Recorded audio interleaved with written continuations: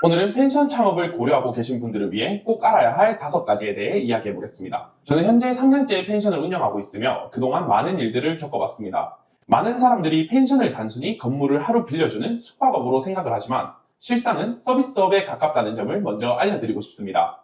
오늘은 펜션 창업을 고려하고 계신 분들을 위해 꼭 알아야 할 5가지에 대해 이야기해 보겠습니다. 첫 번째, 시도 때도 없이 걸려오는 전화. 펜션의 모든 정보를 상세하게 홈페이지나 스마트 플레이스에 기재해 놓았음에도 불구하고 손님들은 사소한 것까지 전화로 문의합니다. 예를 들어 기준 인원이 2인에 최대 4인이라고 명시된 방에 5명이 들어가면 안 되냐? 라고 물어보십니다. 물론 5인이 들어갈 수 있는 방은 있는데도 말이죠. 전화에 엄청 예민해집니다. 전화를 놓친다고 손님을 잃는 것은 아니지만 스마트 플레이스에 부재중이 쌓이면 순위에 영향을 미칩니다. 그리고 혹시나 예약을 하려는 손님이 내가 전화를 안 받아서 다른 펜션으로 가는 것이 싫었기 때문에 전화 상담 시간을 따로 정하지도 않았습니다. 그래서 어떤 날은 아침 7시에 전화를 거시는 분도 있었고 밤 11시가 지나서도 전화가 오는 경우도 비일비재했습니다. 저 같은 경우 직원들에게 맡겨놨으나 직원들에게는 부재중이 남아도 나중에 다시 걸면 큰 문제가 아니라고 생각하기 때문에 손님을 놓치는 경우가 많아 저는 전화 상담을 지금도 제가 받고 있습니다. 두 번째, 숙박업은 서비스업이다. 펜션에 놀러와서 정말 말도 안 되는 행동을 하시는 분들이 한 달에 3~4번꼴로 일어납니다. 정말 많은 일화가 있지만 그중 순화해서 몇 개를 설명해 드리겠습니다. 기준이 4인에 최대 4인인 방에 어떤 손님들이 오셨습니다. 그 방에는 침구류도 4개만 준비가 되어 있으며 원룸 구조에 복층으로 이루어져 있어 더 많은 손님을 받을 수가 없어서 그렇게 인원수를 정하게 되었습니다. 밖에서 보다 보니 들어가시는 인원의 숫자가 너무 많아서 확인을 한번 하러 가보았습니다. 막상 가보니 8분이 계셨습니다. 손님들에게 이렇게 무단으로 인원이 들어가면 안 된다고 안내를 했으나 술만 먹고 집에 귀가하실 거라며 대화가 잘 통하지 않았습니다. 결국 손님과 직원이 격앙된 상태에서 마무리가 되었습니다. 이렇게 비상식적인 행동을 하시는 경우도 있었고 또 한 가지를 말씀드리면 기준 인원과 최대 인원을 기재해두고 기준 인원 초과 시 10,000원의 추가 비용이 발생한다는 문구를 플랫폼과 홈페이지에 기재해 두었습니다. 야놀자나 네이버는 객실 예약할 때 날짜와 숙박하는 인원수를 체크하면 남아있는 숙소들을 보여주는 식으로 되어 있습니다. 여기서 한 손님이 나는 인원수에 분명 3명으로 체크해서 객실을 선택했다. 그러니 나는 추가 요금을 지불할 수 없다. 그런 추가 인원 비용 문구 같은 거 난 못 봤다.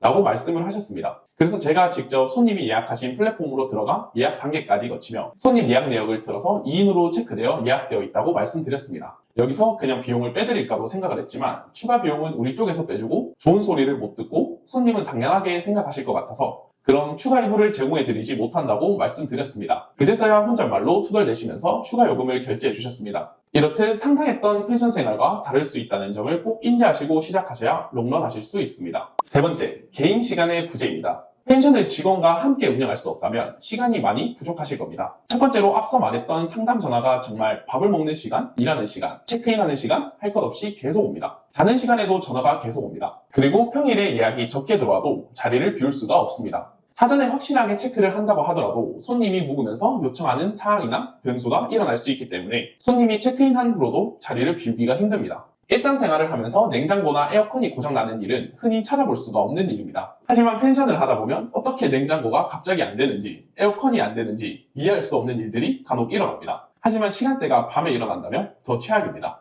이렇게 11시에 퇴실하면 청소를 하고 3시에 체크인을 받고 그릴을 한다면 5시에서 7시까지 그릴을 비우고 그 이후로 생기는 문제까지 처리해야 해서 시간의 여유가 많이 없습니다. 물론 평일에 예약이 없다면 개인 시간이 많아지겠지만 이는 좋은 상황이 아닙니다.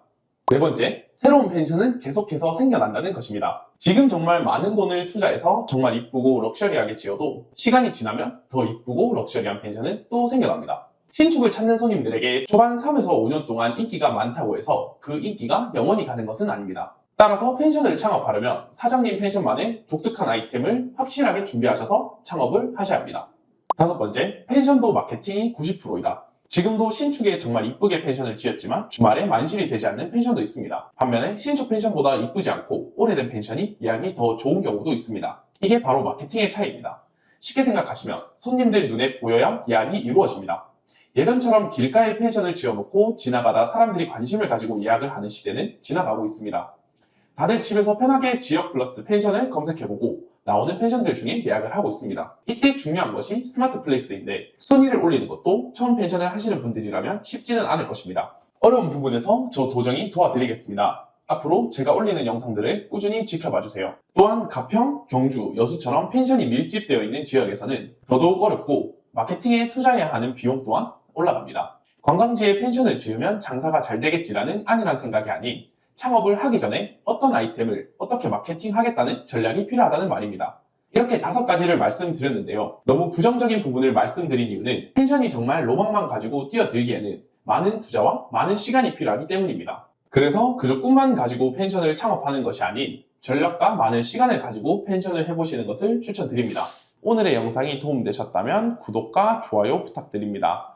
더 많은 펜션 마케팅 관련 정보가 필요하신 분들은 아래 댓글에 있는 네이버 카페에 가입 후 많은 정보 얻어가시길 바랍니다. 감사합니다.